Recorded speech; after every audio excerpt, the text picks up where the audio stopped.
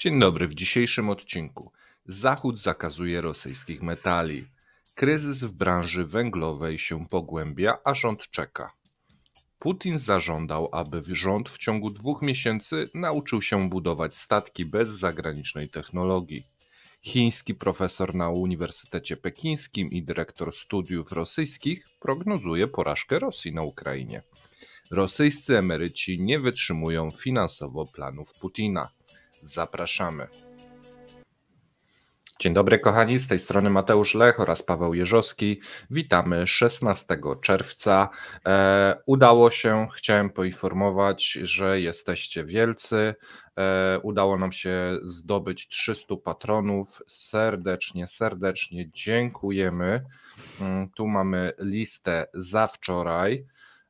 Tak, pan Adam Kożuchowski, pan Jan Robert Bakoniuk, Korel Frytek.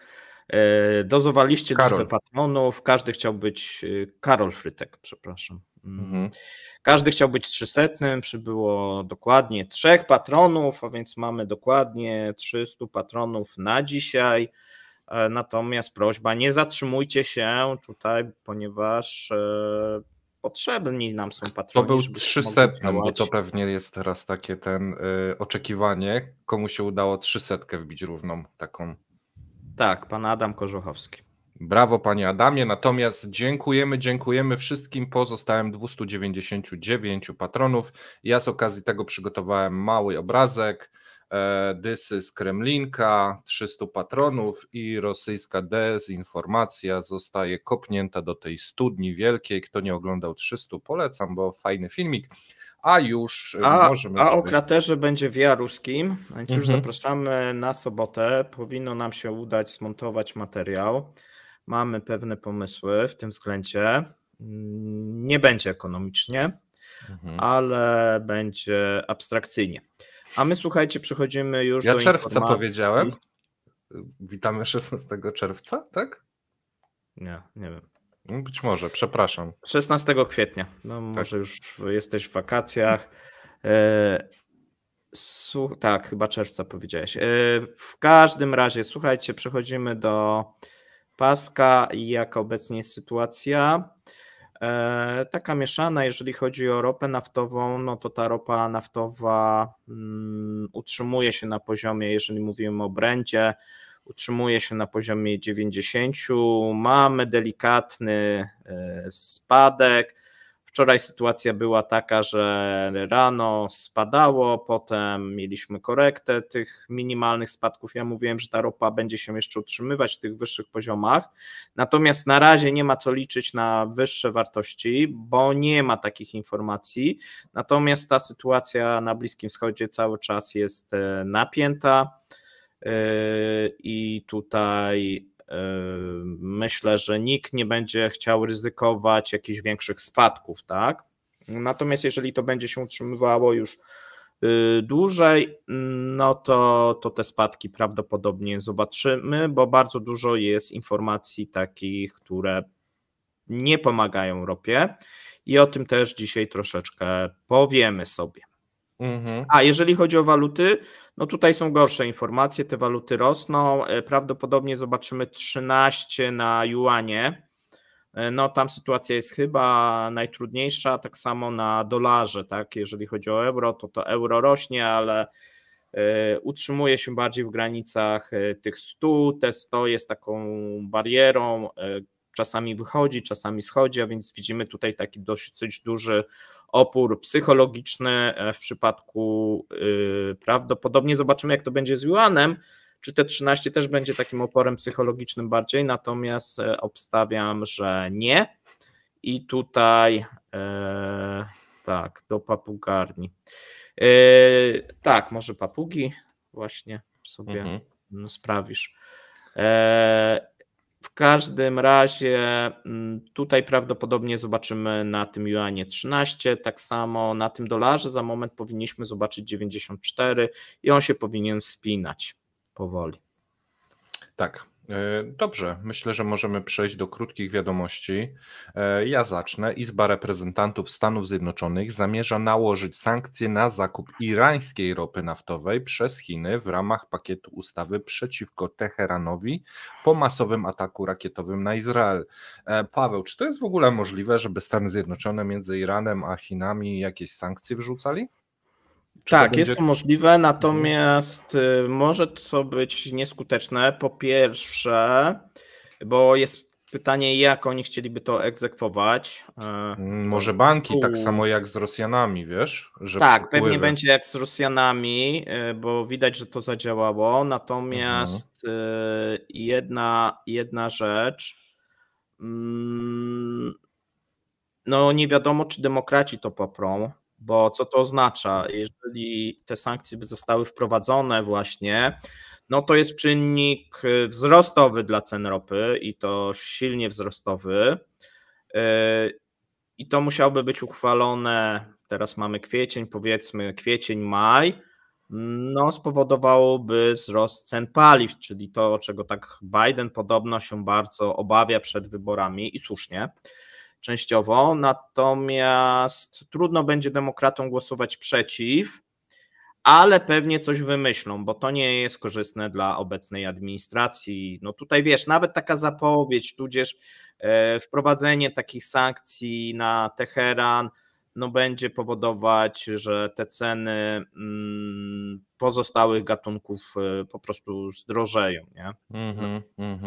Gdyby oczywiście korzystne dla Rosji, tak? Sankcje na Teheran są korzystne w tym momencie dla Rosji z wielu jak gdyby względów, nie tylko na tą ropę, no ale na zasadzie Amerykanie nas biją, tak? Kolejne sankcje, w tym samym klubie jesteśmy i tak dalej, i tak dalej. Tu mamy jakieś kolejne zbliżenie tych krajów uciśnionych przez hegemona. Okej. A my sobie teraz, słuchajcie, przejdziemy do następnej informacji i ona jest ciekawa. Rządy Rosji i Turcji w dalszym ciągu pracują nad rozwiązaniem problemów z przelewami bankowymi, które powstały w wyniku sankcji tych wtórnych z grudnia, tych głównie amerykańskich. Poinformował o tym ambasador Rosji w Ankarze Aleksiej Erchow. Dodał, że sytuacja jest nadal napięta. Według niego Stany Zjednoczone terroryzują tureckie firmy współpracujące z Rosją. Okej. Speaker amerykańskiej Izby Reprezentantów Mike Johnson powiedział, że w tym tygodniu planuje głosować nad oddzielnymi ustawami pomagającymi Ukrainie, Izraelowi i Tajwanowi. No i to jest znowu próba rozbicia tych pakietów, próba odsunięcia pomocy Ukrainie. Niekoniecznie, bo oni chcą po prostu tam zawrzeć te pożyczki. Nie chcą, czyli chcą mieć osobny projekt, swój projekt. Ale to znowu wróci do pierwszej instancji i to będzie znowu gra na czas. Ja słuchałem Amerykanów, że taka zmiana to tylko i wyłącznie będzie wydłużać i to jest znowu gra na czas. Wiesz co, no tu mam akurat inne, odmienne zdanie od nich. Natomiast takie zdanie jak ty ma Biały Dom, który sprzeciwia się odrzuceniu przez Izbę Reprezentantów ustawy pomocowej tej wspólnej dla Izraela, Ukrainy. Mówi o tym John Kirby, koordynator do spraw komunikacji strategicznej w Radzie Bezpieczeństwa Narodowego. No i trochę będziemy mieli właśnie inną dyskusję, bo administracja będzie mówiła przegłosujcie naszą ustawę, a republikanie będą mówili przegłosujcie nasze ustawy i w tym momencie sytuacja będzie taka, że żadne ustawy nie zostaną przegłosowane.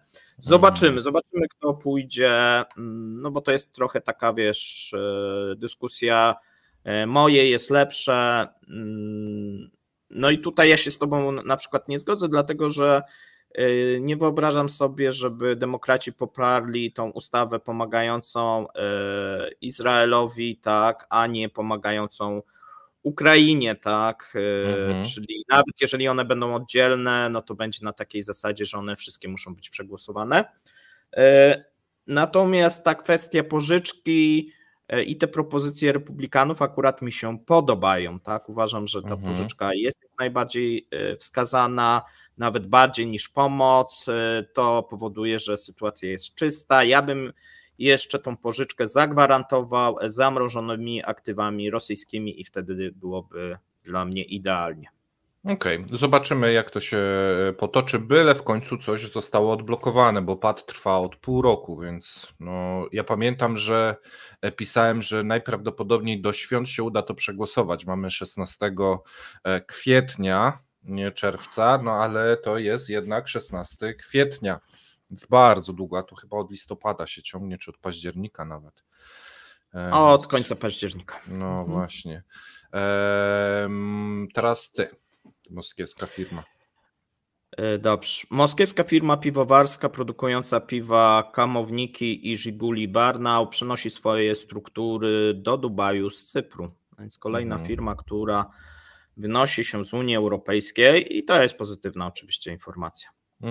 Najtrudniejsza sytuacja powodziowa, najtrudniejszą sytuację powodziową odczuje wieś Ilek w obwodzie Orenburg. Tam wysłano ratowników, powiedział szef rosyjskiego Ministerstwa Sytuacji Nadzwyczajnych.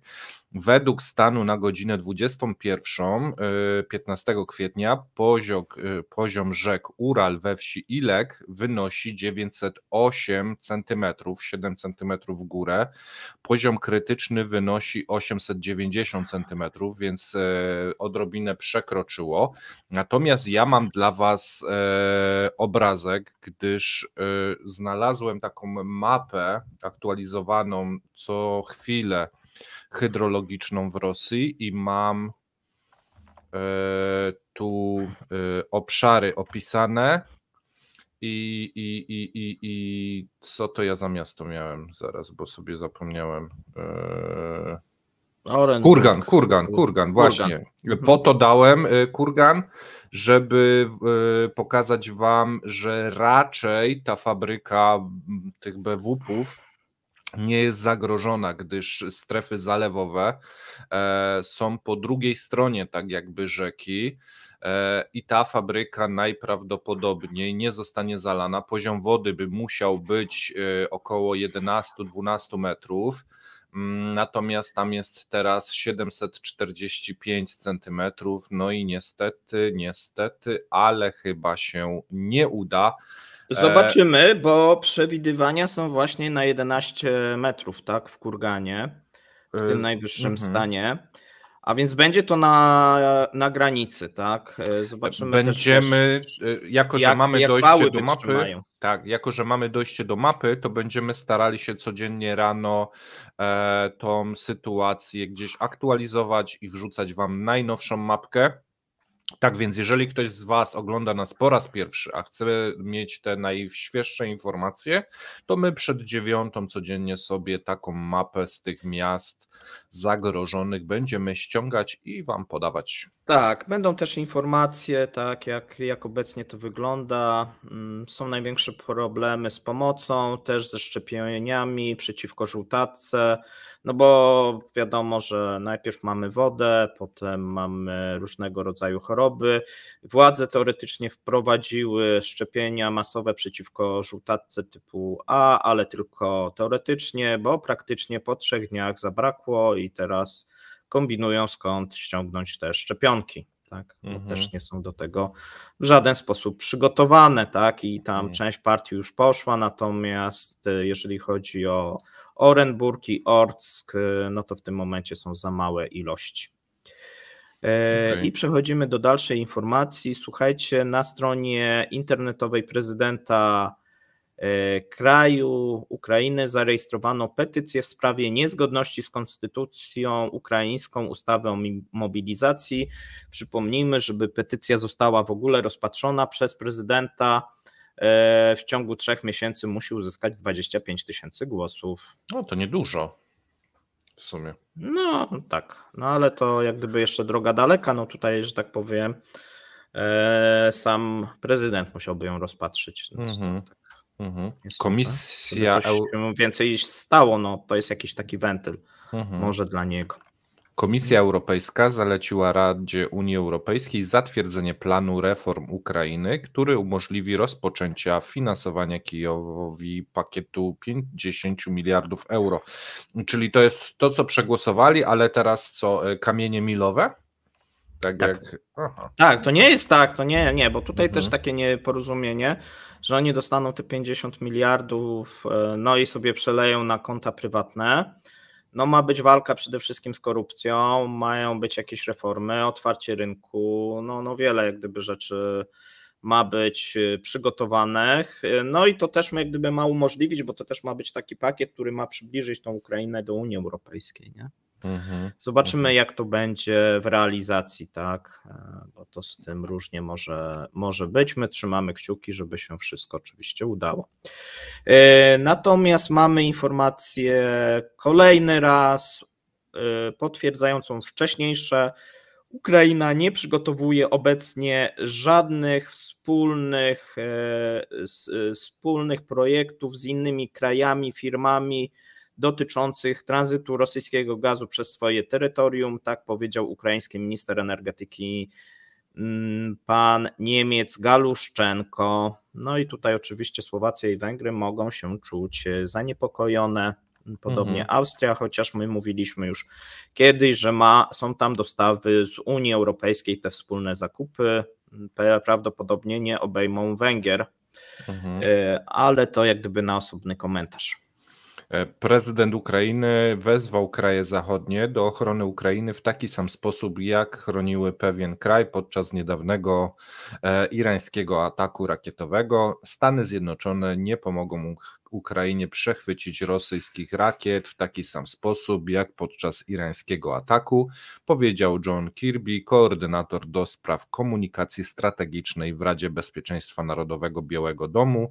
Unia Europejska nie komentuje możliwości udziału krajów wspólnoty w niszczeniu rakiet i dronów nad Ukrainą. Ja widziałem też komentarz Białego Domu, że od początku Biały Dom mówił, że nie będzie militarnie w żaden sposób uczestniczył w działaniach na Ukrainie i dalej tłumaczą, że tego nie będą robić. No, z tym drugim krajem jest inna sytuacja. Zwróćmy uwagę, tak, już wymieniliśmy nazwę tego kraju, tak, na początku wymieniłeś, więc już poszło.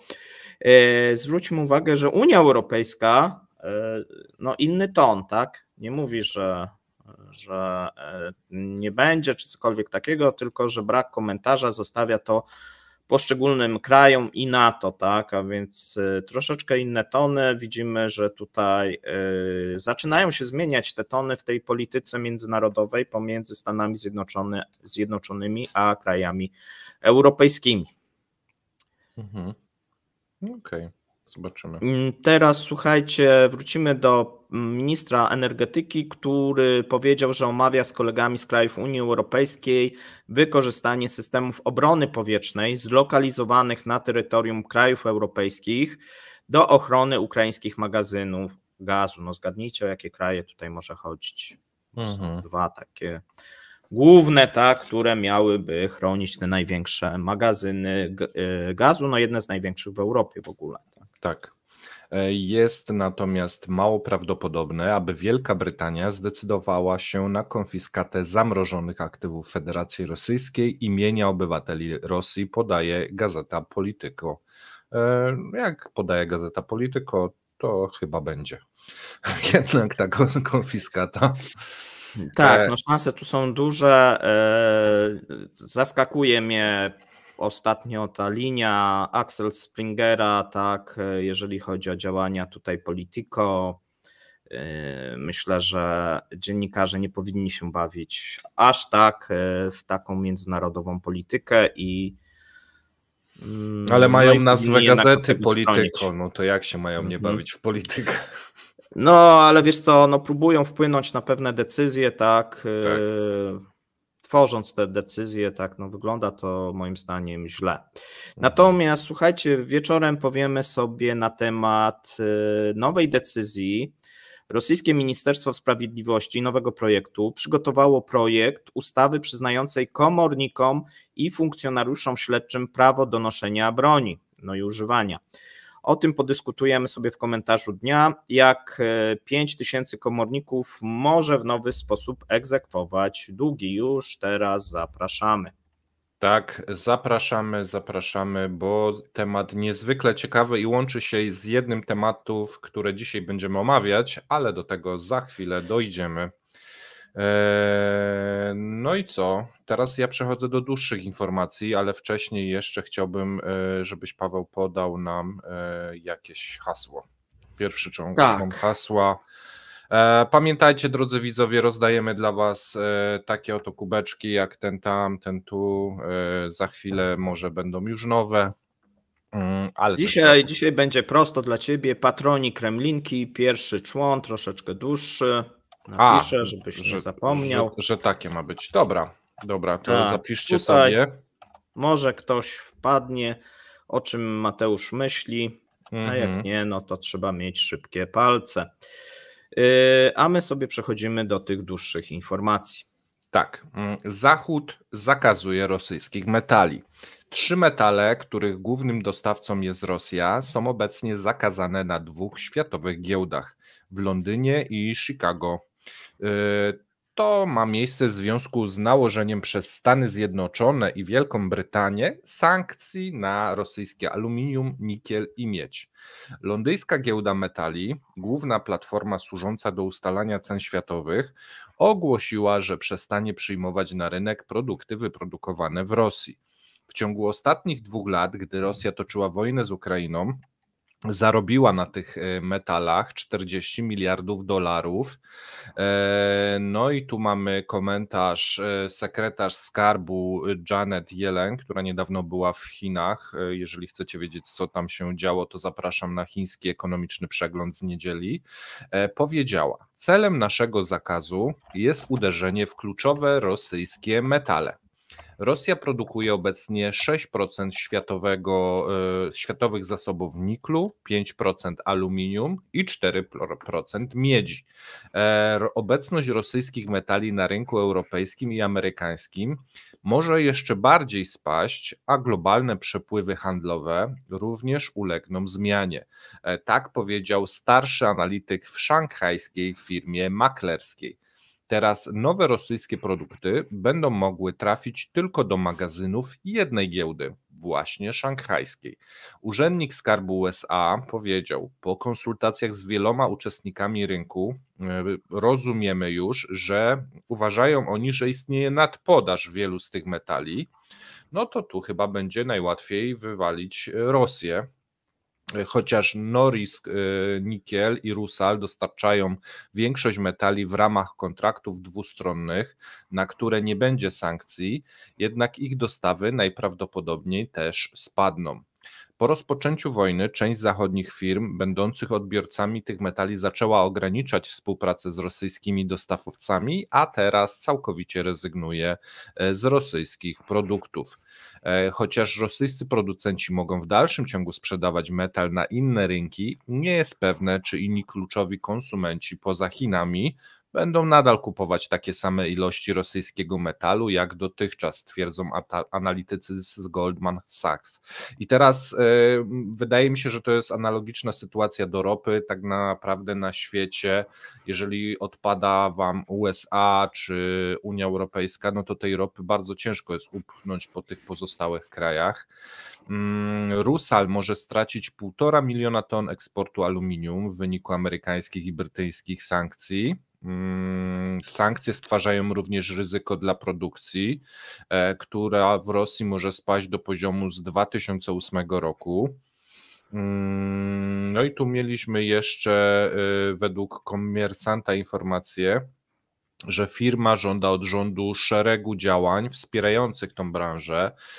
Wśród nich zakupy przez państwo do połowy wolumenu eksportu, zezwolenie na ograniczanie produkcji do 1/4 obecnego wolumenu oraz zwolnienie aluminium z cła eksportowego. No bo trzeba pamiętać, że na aluminium, które wyjeżdża, też jest cło nałożone. I teraz widzę to tak, Pawle, mam nadzieję, że mnie poprawisz. Masz teraz możliwość sprzedaży tylko Chińczykom. Ci powiedzą ci: my friend, prosimy rabacik tak z 15%. Rosjanie sprzedadzą, bo i tak nie mają co z tym zrobić. Chiny puszczą to świat pod swoim szyldem z zyskiem i znów się wzbogacą kosztem Rosjan. Tak to będzie wyglądało, tak jak z ropą i Indiami na przykład? Wiesz To co, będzie ten sam częściowo mechanizm? tak, Ale. a częściowo nie. Mhm. Właśnie tak i nie. Mhm. Dlatego, że większość analityków tych rosyjskich wskazuje, że w przypadku aluminium te sankcje mogą być bardziej dotkliwe z dwóch powodów. Pierwszy, no to Deripaska, no bo, że tak powiem, Amerykanie chcą, żeby zbiedniał, może tak powiedzmy, albo żeby jego biznesy sobie troszeczkę podupadły. I druga rzecz, że to aluminium jest troszeczkę łatwiej śledzić, chociaż do końca też nie można. I tu będą prawdopodobnie wprowadzane sankcje wtórne.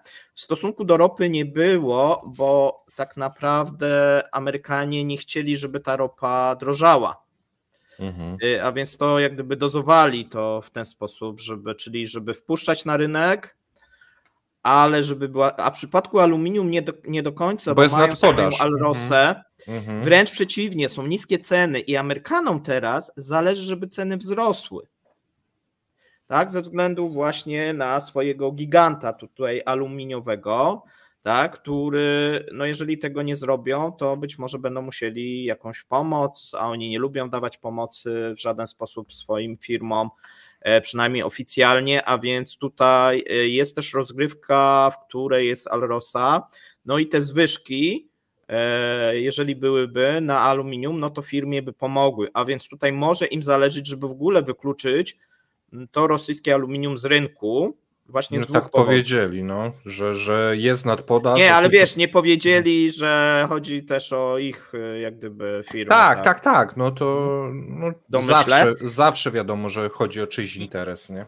I teraz tak, a wiesz, a tutaj nie ma takiej, bo tak jak w przypadku ropy nie przekłada się to na wybory, że benzyna czy tam diesel zdrożeje na stacjach, no aluminium zdrożeje, to się tak nie przełoży na inflację, a pomoże tutaj na pewno firmie kosztem też wygryzienia Rosjan, no bo pamiętajmy, że głównym tym właśnie konkurentem Rosy jest Rusal. No i Rusal właśnie już prewencyjnie wystąpił o pomoc. Wydaje się, że ta pomoc zostanie udzielona. Jeszcze zażądał, żeby wszystkie zapasy, które mają, rząd zakupił po cenach z 2021 roku, się mówi. Więc w ogóle budują samoloty z aluminium. Mega, tylko pytanie jest, wiesz, oni mają, bo zarówno Rusal, jak i rząd mają problem, nie mają jak tego zmagazynować. I to też jest dużym problemem, bo magazyny w tym momencie są pełne, tak? A to nieprzyjmowanie tych metali na giełdach no, powoduje taki zamęt logistyczny. Przypomnijmy jeszcze, że Rusal zapowiadał w tym roku zamknięcie 30% produkcji. A więc to jeszcze też się, wiesz, nałoży i tutaj no musi być pomoc ze strony państwa, no bo inaczej Deripaska popadnie, znaczy on no niby już nie jest jego, tylko rodziny, ale wiesz, nie? No tak, ale rodzina to też bliscy, no to też smutno. To też bliscy, wiesz, no trzeba tak o nich zadbać, nie? Tak. Słuchaj, Amerykanie robią te sankcje bardzo sprytnie, ludzie się gdzieś tam oburzają, że one nie działają tak, że... Nie, tu zadziałają, bo tu jest pomoc, tak jak mówię, chodzi całościowo, z ropą na korzyść Amerykanów, wypchnięcie Rosjan z rynku europejskiego na korzyść Amerykanów, aluminium na korzyść Amerykanów, kontrakty zbrojeniowe na korzyść Amerykanów, wiesz, cała drabinka tak naprawdę. Amerykanie bardzo dobrze zarabiają na tym konflikcie, to trzeba powiedzieć sobie jasno, że wykorzystują tą sytuację, no a Putin traci, jego firmy tracą źródła dochodów. Po prostu. No to zależy, wiesz, co czytasz i gdzie czytasz, tak, no są tacy, którzy twierdzą, że Rosja się rozwija dzięki sankcjom świetnie, tak, i to pomoże, no bo będą mieli więcej aluminium, już takie teksty kanapki z aluminium będą mogli używać, tak, w swoim przemyśle, tak, jakby wcześniej nie mogli. Kopuły będą robić, kopuły z aluminium. Kopuły z aluminium, tak, lekkie są. No. Przynajmniej te konstrukcje podtrzymujące. A my sobie, słuchajcie, przejdziemy do ważnej informacji. Ja bym dał to na 1, no ale profesor wypchnął. Tak.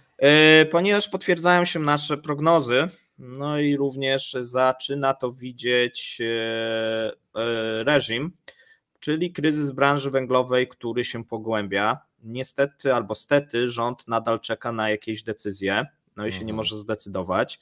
Natomiast mamy już raport Komisji Energetycznej Rady Państwa, która uważa, że przemysł węglowy Federacji Rosyjskiej znajduje się na skraju poważnego kryzysu, który doprowadzi do strat w wysokości 450 miliardów rubli w 2024 roku, czytamy w najnowszym raporcie. Powodem są spadające ceny, rosnące koszty logistyki i rosnące koszty obsługi kredytów. Aby wesprzeć branżę, proponuje się zniesienie cła wywozowego i wprowadzenie ceny minimalnej, poniżej której nie ma ono zastosowania, a także zwrot świadczeń i przyznanie nowych obniżek stawek kolei rosyjskiej. Ministerstwo Finansów jednak ostro jest przeciwne takiej cenie granicznej. Co gorsza, wszyscy rosyjscy analitycy branżowi uważają, że ceny węgla energetycznego nie wzrosną powyżej proponowanego poziomu. No, czyli to by oznaczało, że te cła trzeba by było po prostu znieść, przynajmniej na ten węgiel energetyczny. Być może w przypadku tego premium może by się udało wyjść. Proponowana cena graniczna wynosi $114 za tonę na Dalekim Wschodzie, $106 na północnym zachodzie i $111 na południu. I tam są dalej wymienione tam pozostałe gatunki, to nie będziemy wszystkiego przytaczać. Zaleca się także, aby koleje rosyjskie przywróciły zniesione w połowie 2022 roku preferencyjne współczynniki odległości, które zasadniczo zmieniają ekonomikę transportu węgla z centrum kontynentu i zapewniają zniżki firmom do 13%. Tymczasem, jak wynika z protokołu, wiceminister energii Federacji Rosyjskiej Mokalnikow stwierdził, że ministerstwo spełnia warunki wstępne rozwoju poważnego kryzysu w branży węglowej, zwłaszcza biorąc pod uwagę wyniki pierwszego kwartału 2024 roku. I teraz spójrzmy na wyniki. Jeśli w czwartym kwartale 2023 straty przemysłu tutaj surowcowego, węglowego wyniosły 13 miliardów rubli, to w pierwszym kwartale 2024 według wstępnych szacunków osiągnęły one już 50 miliardów rubli. Jeśli nie zostaną podjęte żadne działania, roczny ujemny przepływ środków pieniężnych w przemyśle węglowym sięgnie, słuchajcie, 450 miliardów rubli, to jest mniej więcej 4,5 miliarda euro, czyli dwukrotnie więcej niż spółki zarobiły w rekordowym 2020 i 2021. Czyli wszystko stracą, co w trakcie COVID-a zarobili. Znaczy pod koniec i w momencie, kiedy szantażowali Europę i Polska kupowała ten węgiel, pamiętasz, jeszcze początek 2022, to te wszystkie zyski stracą i jeszcze będą musieli dopłacić, tak?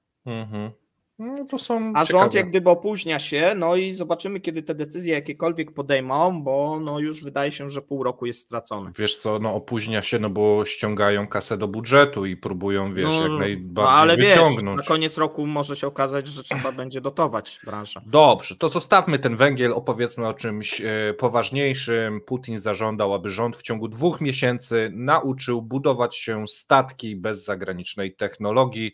2 miesiące to dosyć krótko, zwłaszcza, że prezydent takie zarządzenie wydał gabinetowi ministrów i ma odpowiadać za to premier Michał Miszustin. Nie wiem, jak on się zna na budowie statków, no ale zobaczymy. Zgodnie z rozporządzeniem kompleksowy plan rozwoju przemysłu stoczniowego w kontekście sankcji, zakazu dostaw importowanego sprzętu powinien zostać opracowany w ciągu najbliższych 2 miesięcy do 15 czerwca. Zapiszcie sobie w kalendarzu, chyba Michał Miszustin będzie z tego dnia składał raport, ile mu się udało tych statków zbudować. Rząd musi zwrócić szczególną uwagę na budowę statków przeznaczonych do dostaw eksportowanych rosyjskich produktów, czyli ropy, gazu skroplonego, nie wiem, może węgla, nie wiem co jeszcze, aluminium, chociaż teraz będzie ciężej.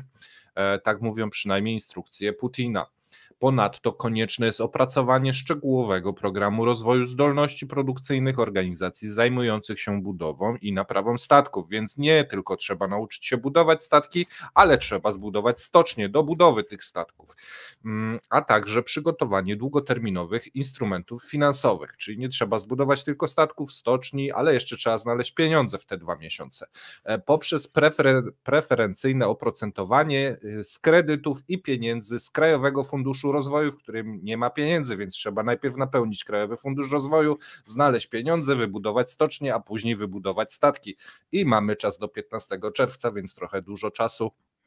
Tak nie zostało, dla przypomnienia, bo może część z Was nie wie, jeden z największych rosyjskich programów budowy floty cywilnej, obejmujący plany budowy ponad 100 statków rybackich, zakończył się fiaskiem z powodu zachodnich sankcji. Na liście spektakularnych planów są też flota 600 samolotów, elektrownia jądrowa na Księżycu i kilka milionów mieszkań oraz gazyfikacja całej Rosji. Trzymamy kciuki za wszystkie te plany.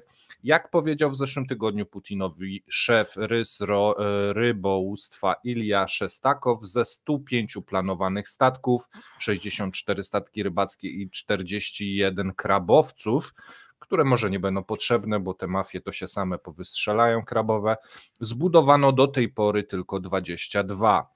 Przed sankcjami aktywnie wykorzystywano zachodnie technologie, partnerzy zachowywali się oczywiście bardzo źle wobec naszych producentów ryb, bo po prostu przestali dostarczać te produkty i nawet nie zwrócili wypłaconych zaliczek, narzekał Szestakow. Wy jesteście tym zgniłym Zachodem, który nie zwrócił zaliczek Rosjanom do budowy statków, więc pamiętajcie.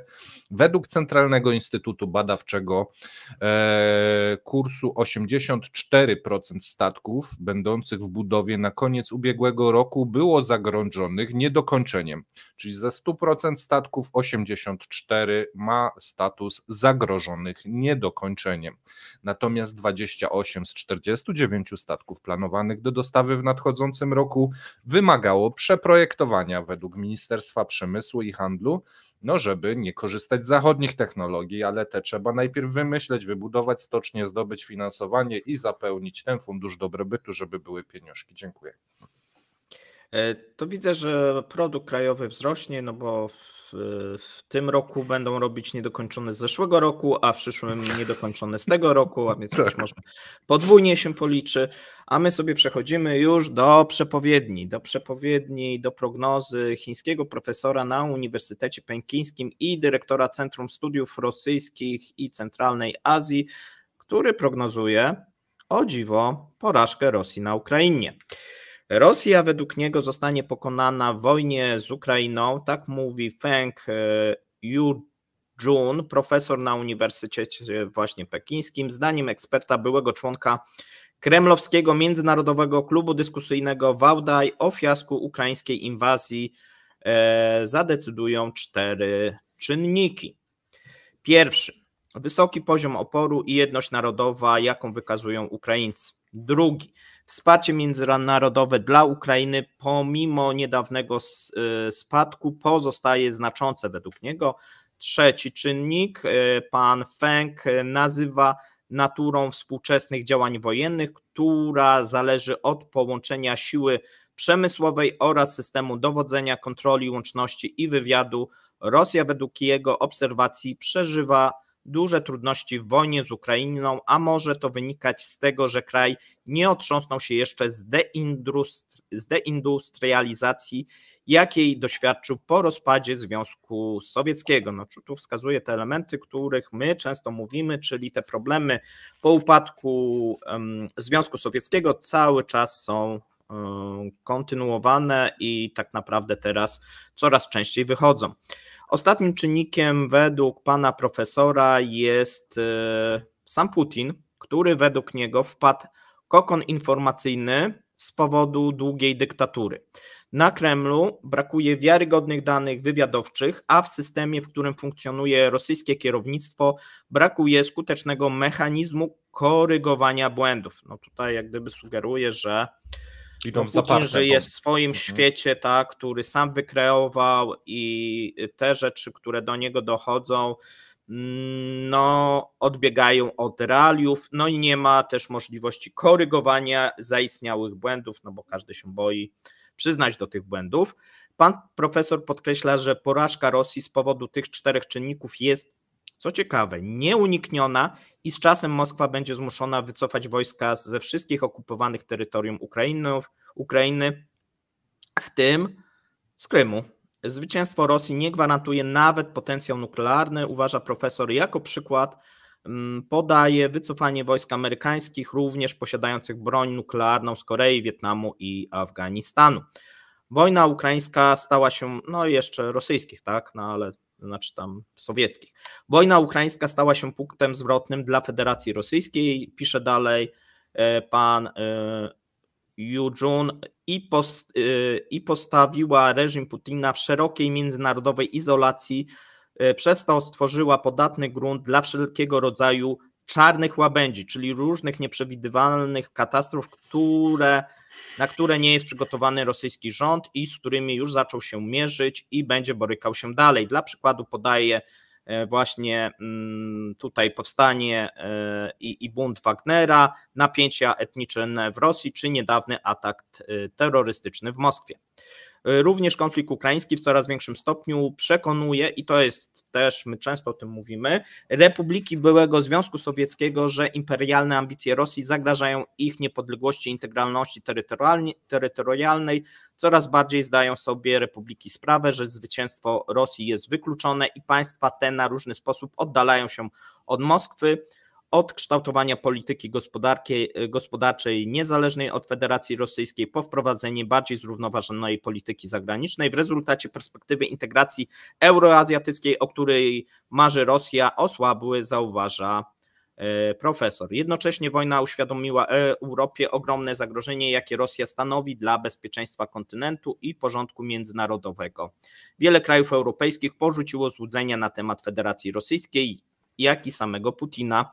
Wojna zmusiła NATO do zwiększenia wydatków wojskowych, rozmieszczenia większej ilości sprzętu wojskowego w Europie. Przystąpienie Szwecji i Finlandii do NATO pokazało, że Putin nie potrafi wykorzystywać wojny do zapobieżenia ekspansji Sojuszu Północnoatlantyckiego.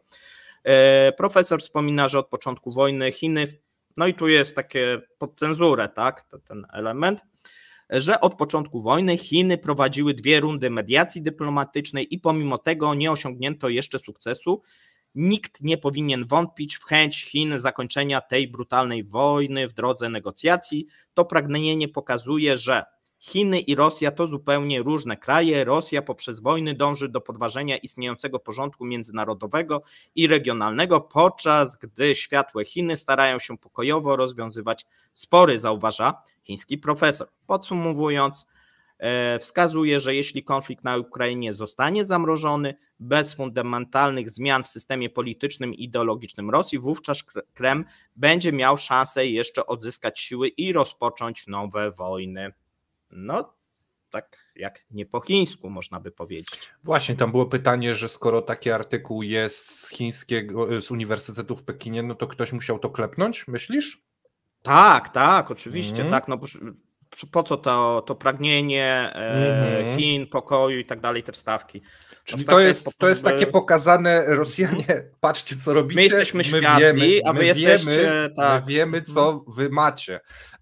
Te wszystkie artykuły, nie wiem, w Polityko czy gdzieś, że się macie świetnie, te wszystkie mądre głowy, które mówią, że wzrasta wam PKB, my wiemy, my wam dostarczamy towar, my wam dostarczamy maszyny, my wiemy ile wy macie kasy, więc może się dogadamy jakoś, jakieś tam znowu benefity czy coś. Albo po prostu zakończcie, bo zaczynacie nam mocno bruździć w interesach, bo to też się odbija na chińskiej ekonomii. Dobra, słuchajcie, przechodzimy szybko do ostatniego materiału, bo bardzo długi dzisiaj nam wyszedł poranny cep. Rosyjscy emeryci nie wytrzymują finansowo planów Putina. Plany i marzenia Putina, tak jak w statkach widzieliście, są dosyć ambitne, natomiast w Rosji gwałtownie wzrosła liczba pozasądowych upadłości osób fizycznych. W pierwszym kwartale 2024 roku wszczęto odpowiednie postępowanie wobec kolejnych 12 600 osób. To 5-krotnie więcej niż w okresie styczeń-marzec 2023, więc mamy wzrosty 500% rok do roku. Ponad połowa z tych ludzi to emeryci i renciści. Wśród regionów liderami są terytorium krasnodarskie 500% w ciągu roku, obwód Swierdołowski 363%, terytorium Altaju 467% oraz obwód czelabiński niecałe 180%. Jednocześnie drugi kwartał z rzędu obserwuje się znaczny wzrost liczby pozasądowych upadłości osób fizycznych całościowo, tym samym bazując na wynikach z października do grudnia 2023, ich liczba rok do roku wzrosła 3,3-krotnie. Za pomocą upadłości pozasądowej można umorzyć długi z tytułu mikrokredytów, pożyczek, podatków i opłat. Warunkiem jest to, że oczywiście nie macie żadnego majątku, no i dochodów za bardzo też nie, więc jeżeli jesteście emerytami lub rencistami, to jesteście idealnym przykładem takiego procesu. Możecie się ubiegać. Tu mamy panią Lidię Solodownikową, która mówi, że emeryci to najodpowiedniejsza kategoria do potencjalnych upadłości pozasądowych. Natomiast jeżeli ktoś udowodni wam, wierzyciel, że macie jakiś majątek, no to nie możecie z tej drogi skorzystać, tylko trzeba przeprowadzić cały proces sądowy, żeby wam mogli wszystko zabrać. I takim tylko przypomnieniem, na koniec zeszłego roku w Rosji było niecałe 10 milionów potencjalnych bankrutów i tu mamy dane z United Credit. Ci kredytobiorcy zalegali ze spłatą pożyczek co najmniej przez okres 90 dni i więcej. W ciągu roku ta liczba wzrosła o 11%, a ich całkowite zadłużenie wzrosło z 5,68 biliona do 6,33 biliona i to jest wstęp do dzisiejszego komentarzu dnia, o czym Paweł mówił. Komornicy dostaną w Rosji broń palną.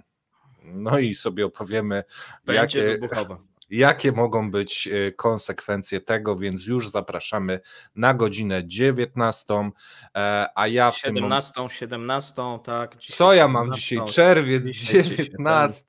Wiesz co, bo ja włączałem tu jednocześnie Kremlinka Gmail, żeby podać drugie hasło. Drugi człon hasła, też taki dwuskładnikowi, są wspaniali. To część mogła trafić już. Tak, mogła trafić, ale nie wiem, czy trafiła, więc zapraszamy do udziału w konkursie. No i tyle. I widzimy się o 17. Gumisiek, ty dobrze wiesz, o której. Powtarzamy 17. Nie musisz tu nam robić jajec na koniec. Miłego dnia, trzymajcie się. Cześć. Do usłyszenia. Dziękujemy za obejrzenie materiału do końca. Zapraszamy kolejnego dnia. Trzymajcie się. Cześć.